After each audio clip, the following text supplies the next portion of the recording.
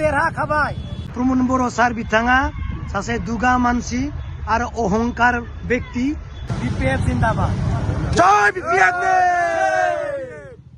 बिथाङा साधारन रायजोनि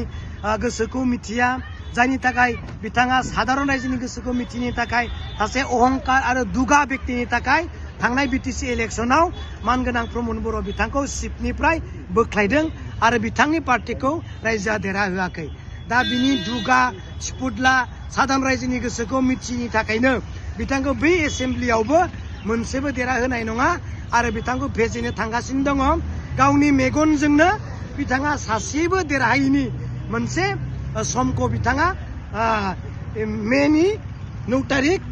जेब्ला रिजाल्ट होगोन अब्ला बिथाङा मोननो थांगासिनो दं थेंक इउ जोंखौ आरो रावबो फेजेननो हानाय नंला मानगोनां प्रमद बर' बिथांनि गभर्नमेन्टआबो जोब्बाय आरो खुनु परिबेस गैला बिपिएफ जिंदाबाद